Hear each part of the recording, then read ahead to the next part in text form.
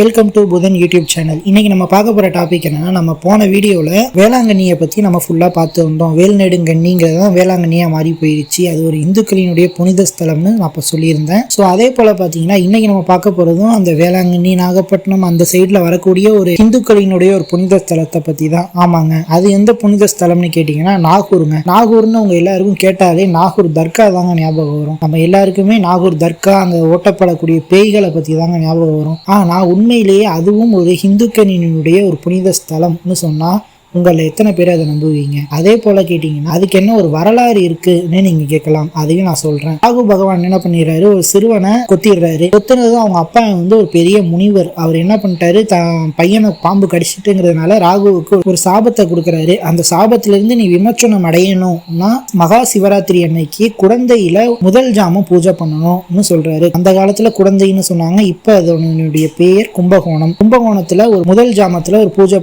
கோயில்ல பூஜை பண்ணணும். ரெண்டாவது ஜாமத்துல திருநாகேஸ்வரத்துல ஒரு பூஜை பண்ணணும் சிவனுக்கு. மூன்றாவது ஜாமத்துல திருப்பாம்புரத்துல ஒரு பூஜை பண்ணணும். நான்காம் ஜாமத்துல நாகூர்ல ஒரு பூஜை பண்ணணும்னு சொல்றாரு. அப்படி 4 ஜாமத்திலையும் பூஜை பண்ணா 4வது ஜாமத்துல முடியும் போது உன்னுடைய நீ வாங்கின அந்த சாபம் விலகுன்னு சொல்லி பரிகாரம் சொல்றாரு. சோ அதே போல மகா சிவராத்திரி அன்னைக்கு கும்பகோணத்துல ராகு என்ன பண்றாருன்னா சிவனை வழிபட்டு அதுக்கப்புறமா திருநாகேஸ்வரத்துல இருக்கக்கூடிய நாகநாத சுவாமியை போய் வழிபடுறாரு. அவர் வழிபட்டதுனாலே அந்த சாமிக்கு நாகநாதர்னு கூட பேர் வந்தது. அதே போல அடுத்து திருப்பாம்புரத்துல 3ஆம் ஜாமத்துல திருப்பாம்புரத்துல உள்ள பாம்புரநாதரை சேஷபுரீஸ்வரரை வழிபடுறதுனால அது 3ஆம் ஜாமம் பூஜையா முடியுது. அதுக்கப்புறமா நாகூர்ல சிவனை திருப்பி 4ஆம் ஜாமத்துல பூஜை பண்றாரு. சோ அதனால அங்க நாகநாதராக சிவன் காட்சி அளிக்கிறாரு. ஸோ அப்படி 4 ஜாமமும் பூஜை பண்றது. பூஜை பண்ணி முடிச்சதுக்கு அப்புறமா அந்த ராகுவினுடைய சாபங்கள் விலகுது. சோ அதே போல பார்த்தோம்னா இந்த 4 கோவில்கள்லயும் ராகு கேது தோஷம் பரிகாரம், காலசர்ப்ப தோஷ பரிகாரம் உள்ளவங்களாம் இந்த 4 கோவில்கள்லையும் அவங்களுடைய அந்த தோஷங்களும் விலகுங்கிறது ஒரு நம்பிக்கை. திருப்பாம்புரமும் திருநாகேஸ்வரமும் கும்பகோணத்துல இருக்கக்கூடிய நாகநாதரும் அவ்வளவு பவர்ஃபுல்லான தெய்வங்கள். அதே போல நாகூர்ல இருக்கக்கூடிய உண்மையான நாகூர் ஆண்டவரை யாருன்னு கேட்டீங்கன்னா இந்த நாகநாதர் தாங்க. அது மட்டும் இல்லாம இந்த நாகூரை பொறுத்த வரைக்கும் பாத்தீங்கன்னா அந்த காலங்கள்ல நிறைய காடுகளா இருந்திருக்கு, நிறைய நாகங்கள் வாழக்கூடிய இடங்களா இருந்திருக்கு. அதனால இந்த நாகூரை பொறுத்த வரைக்கும் பாத்தீங்கன்னா ஏகப்பட்ட நாகங்கள் சூழ்ந்த ஒரு பகுதியா தான் மனிதர்கள் வாழ தகுதியற்ற ஒரு பகுதியாக தான் இது இருந்திருக்கு. வெறும் நாகங்கள், பாம்புகள் மட்டுமே வாழக்கூடிய இடங்களா இருந்திருக்கு. இந்த இடத்துல ஒரு சிவலிங்கத்தை ராகு கிரியேட் பண்ணி அந்த சிவனை வழிபட்டதுனால அவருடைய தோஷங்கள் விலகுனுச்சு. ஸோ அதுக்கப்புறம் நாளடைவில் மக்கள் அதை வழிபட அந்த பாம்புகள் விலகிருச்சுங்க. ஸோ அதுக்கப்புறமா ஒரு முஸ்லிம் அந்த இடத்துல ஒரு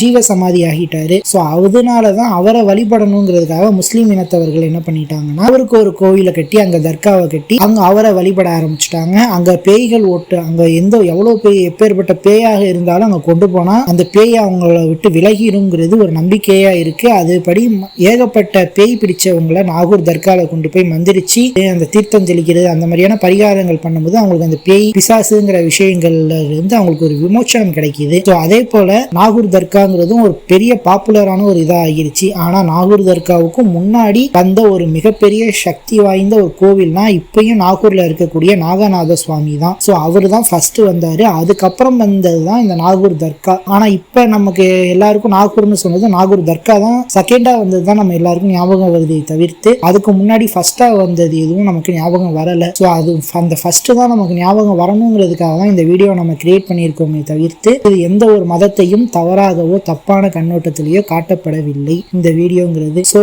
உங்களுக்கு தெரிஞ்சுக்கணுங்கிறதுக்காக இந்த வீடியோவை நான் ஷேர் பண்ணியிருக்கேன். நீங்க திருநாகேஸ்வரம் கோவிலுக்கு போனீங்கன்னா இந்த வரலாறு அந்த செவுத்துலேயே படமா வரைஞ்சு டிராயிங் போட்டு உங்களுக்கு டீட்டெயில்டா கிளியரா சொல்லியிருப்பாங்க. நான் சொன்னது ஒரு கட்டுக்கதை, ஏதோ ஒரு உயர்த்தி சொல்லணுங்கிறதுக்காக நான் சொல்றேன்னு நீங்க நினைச்சா கூட நீங்க திருநாகேஸ்வரம் கோவிலுக்கு போய் அந்த கோவில்ல பாத்தீங்கன்னாலே அந்த பெயிண்டிங்லயே உங்களுக்கு தெரிஞ்சிடும். இது நான் சொன்ன இந்த வரலாறு அப்படியே அங்க ஓவியங்களாகவும் அதுக்கு மேல டெக்ஸ்டாகவும் எழுதி இருக்கும். நீங்க பார்த்து படிச்சு கூட நீங்க கன்ஃபார்ம் பண்ணிக்கலாம், சரி இவர் சொன்னது உண்மைதான் கூட. இதுக்கு இவ்வளவு ஆதாரங்கள் இருக்குதுங்கிறது நீங்க தெரிஞ்சுக்கணும். ஏதோ கண்ணை முடிக்கிட்டு எதையோ வாய்க்கு வந்தது வளரல. இது உண்மையான ஒரு விஷயம். ஸோ இந்த விஷயத்துக்கு நீங்க தெரிஞ்சுக்கணும்னு நான் நினைச்சேன். ஸோ உங்களுக்கு சொல்லிட்டேன். இதை பத்தி நீங்க என்ன நினைக்கிறீங்கிறத கீழே எனக்கு மறக்காம கமெண்ட்ஸ்ல தெரியப்படுத்துங்க. சப்ஸ்கிரைப் பண்ணிட்டுக்கோங்க. பை.